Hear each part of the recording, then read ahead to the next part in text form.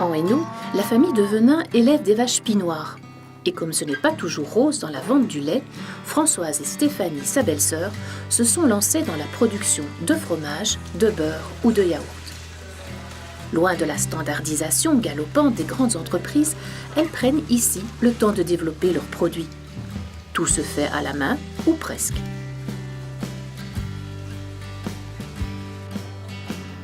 Le but est de pouvoir vendre tout cela au marché de Silly, mais surtout d'y rencontrer vraiment les acheteurs. En fait, c'est ce qui les intéresse. Ici, ce qui est très chouette, c'est d'aller au marché, pouvoir parler ensemble, pouvoir parler comment on fait nos yaourts, par exemple. Donc, non, c'est une très belle relation. Silly est un village particulièrement sensibilisé par le bien-être de ses habitants et qui a voulu faire du slow son credo. En témoigne l'escargot qui orne la maison communale. Alors l'escargot, d'abord je parlerai du dicton lentement mais sûrement.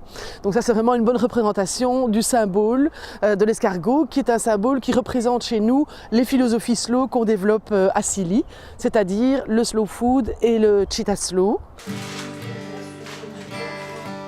À la fin des années 80, le slow food refuse les dictats de la malbouffe et devient une vraie philosophie qui incite à renouer des contacts entre commerçants et consommateurs.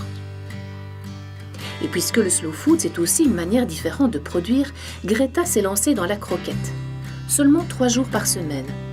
Un rythme qui lui convient.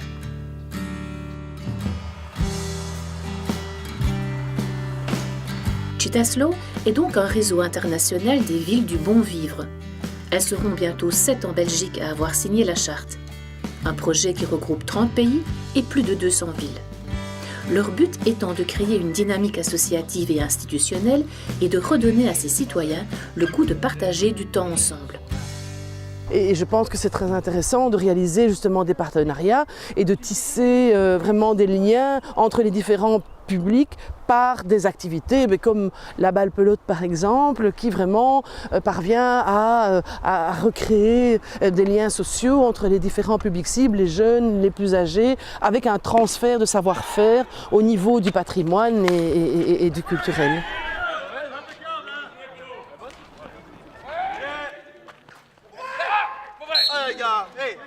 Alors, vous voyez, il y en a des plus grandes, les béternies. Les écoles participent également au projet, en éduquant les enfants dès leur plus jeune âge. Cet après-midi, Madame Lydia jardine avec ses élèves. L'occasion de leur transmettre sa passion pour des légumes sains et de leur apprendre que dans la nature, tout demande du temps. Un potager comme ceci, est-ce que c'est une école de la patience en fait ? Ah oui, notamment, c'est vraiment une école de la patience, c'est vraiment venir voir un peu tous les jours ou à un certain moment, pas tous les jours, mais et voir que ça évolue, voilà, il faut attendre pour pouvoir manger son légume, il faut attendre pour manger son fruit. Voilà, apprendre à être patient, ça se fait beaucoup.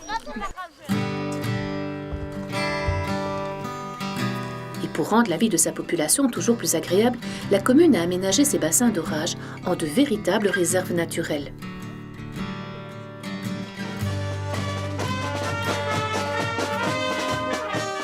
Silly est décidément une commune où il fait bon vivre et un exemple concret de la slow attitude.